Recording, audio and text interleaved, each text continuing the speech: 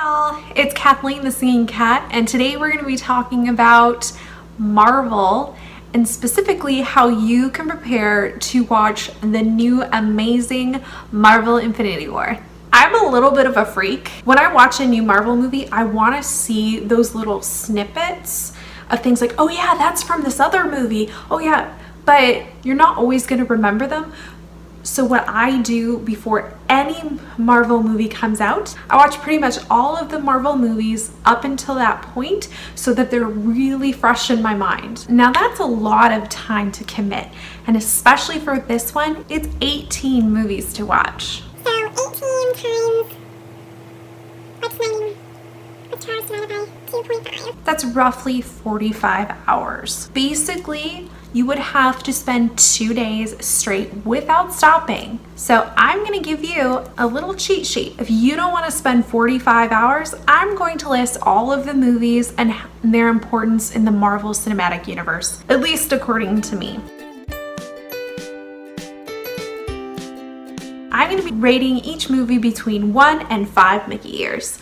1 being, you can just skip it. To 5, no, you have to. I'm not going to include TV shows, little shorts that they have, like on the DVDs, they'll have like an extra little short mini movie. Not gonna include those. And the one I'm definitely not going to include is Hulk. I'm not talking about the Incredible Hulk with Edward Norton. I'm talking about Hulk with Eric Bana. Only thing that ties that movie to the rest of Marvel is Stan Lee's appearance. And it's super cheesy and such a horrible movie.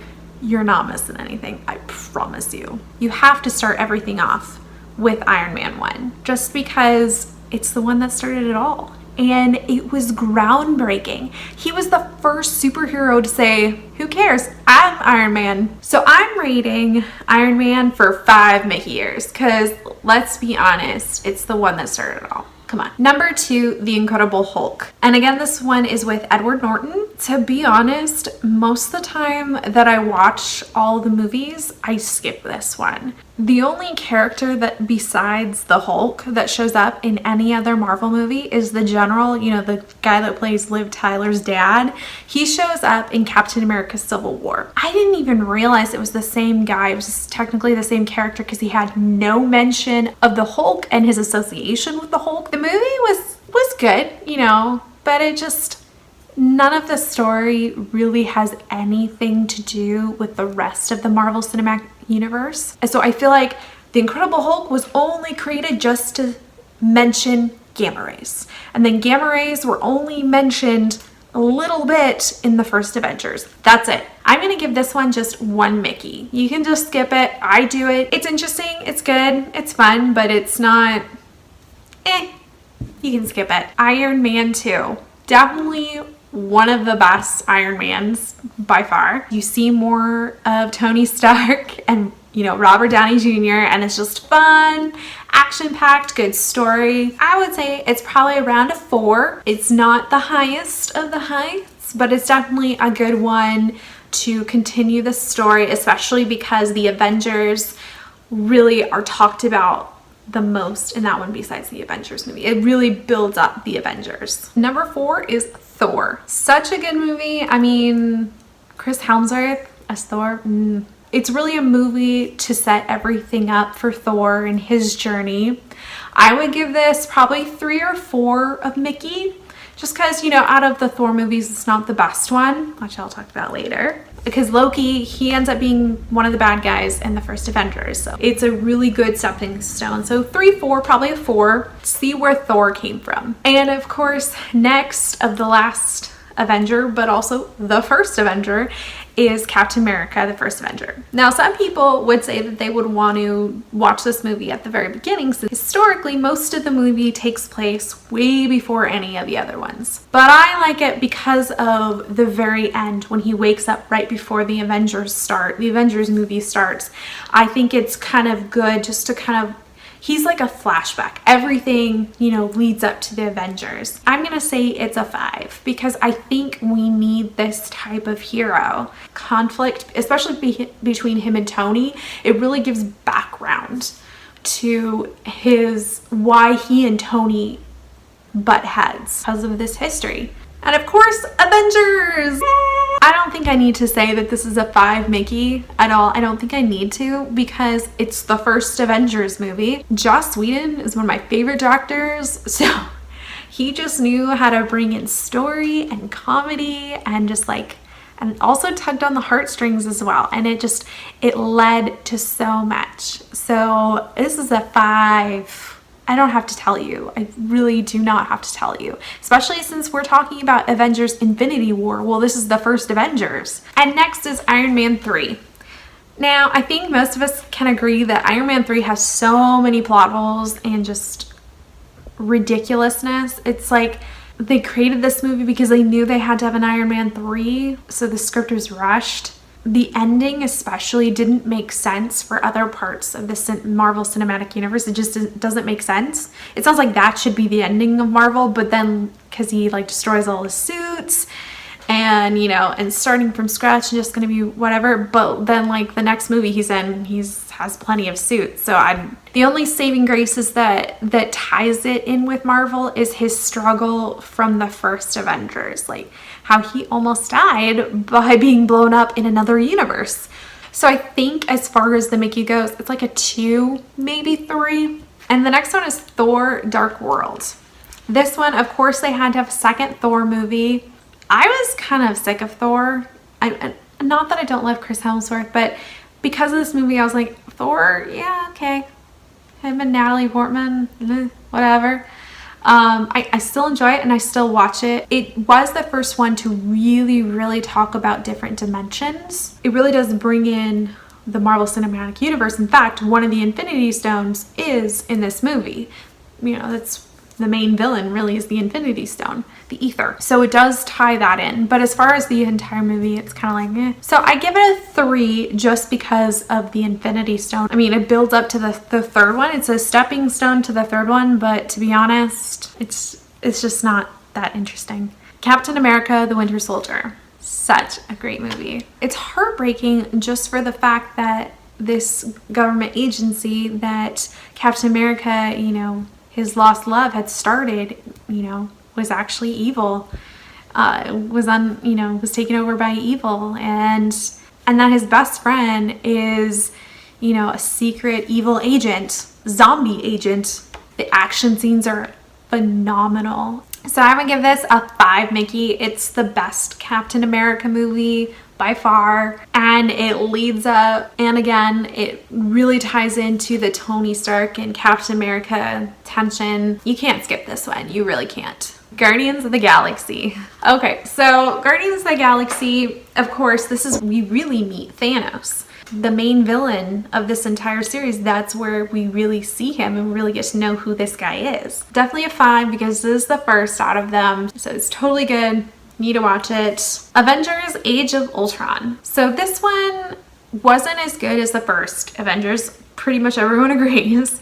I still like it just because, again, it continues the story. It brings in a couple new characters that I really like. This one's really important because it's the first chink in the armor of Avengers. This is really when the divide really starts to happen as Avengers and Ultron. So it's really important just to kind of see where one Avenger is seeing the consequences of their fellow team members' imperfections and kind of seeing where that goes. I would say this is probably a 4, again, because just it's not my favorite, but it's needed. As far as like development, the second Avengers movie. If you're gonna watch an Avengers Infinity Wars, you need to watch all 3. Ant-Man. I love Ant-Man. Oh my gosh. I love heist movies. Super fun and has that wittiness and comedic timing that I just love. It's very important because in a way you kind of get a little bit more of a outsider's perspective of the whole Avengers and Marvel. Like, because he is kind of separated from it. He's doing his own thing and he's really an everyday guy. He doesn't have superpowers. He just happens to have a suit that allows him to do things, and he doesn't have money like Tony Stark. So he's just kind of an ordinary guy just trying to, you know, make a living. I think once the second movie comes out, just right after Avengers Infinity War, his story will have a lot more meat to it as far as like the bigger picture. He does come in Captain America Civil War, which is fun, But I think as far as his kind of overall presence, if you're watching his movies, I'd give it a 3 Mickey. Even though I love this movie, I just think that that's probably one you might want to skip if you have to. But I love it, so try not to. Captain America Civil War. This, again, 5 Mickeys. Captain America Civil War, it's what divides the Avengers. It's where people are on 2 different sides. How do they reconcile that? You know, at the end of the movie, half of the team is in exile. You know, and it's also where we meet Black Panther and Spiderman. 2 groundbreaking stories, especially Black Panther. It has to be a 5 Mickey, just with how much it sets up and how much has been leading up to it. You know, the tension between Captain America and Tony Stark, that tension had been leading up since the first Avengers movie. 5 Mickeys. Doctor Strange. We finally get to see mysticism, which we never really seen. It's all been like science-y things and universe, technology. Doctor Strange is all about the inner self and different dimensions, walking in and out of that. What I love best about it is it has my favorite Stan Lee cameo where he's talking to his buddies, you know, in the galaxy about all of his travels, because it confirms a rumor that Stan Lee is playing a character throughout the entire cinematic universe. I think this movie is specifically good mostly because he has an Infinity Stone. That's what allows him to manipulate time. So I'm gonna give this one a 4, maybe a 3. But the Infinity Stone does make it important because Avengers Infinity War. Guardians of the Galaxy Volume 2. I liked this movie, I really did. But as far as the grand scheme of things, I don't think it's as much needed. I think him finding out about his father, maybe because of his lineage, him being part god, part deity, might have something to do with what'll happen. Other than that, I think out of all of them, it's probably another one that you can skip. So I would give this a 2, 3. Even though Thanos is, you know, from that world, they don't talk about Thanos. There's no like allusion to any of that, and no Infinity Stones in this one. 2, 3 Mickeys, 2.5 Mickeys. Spider-Man Homecoming. I love this movie. It's so adorable, like such a teen movie. It is kind of like an outsider's perspective on what the Avengers are, even though he is kind of part of the Avengers. He says no to the Avengers. He's really good at kind of stepping back and kind of commenting on what the Avengers are, the way Ant-Man is, except from a teenager's perspective. But I think it's a little more has to do with the Avengers than Ant-Man does, just because, you know, he has his vlog at the beginning of Captain America Civil War, basically, of that fight. He does a vlog for it. At the end, you see him talking to Tony and Pepper getting back together. So it's like the beginning and the end really cap certain things off for the cinematic universe. The suit that they show him at the end, he ends up wearing an Infinity. So I would give this one a 4. 4 Mickeys, just because it's so good. I love this one. I've seen it a few times now.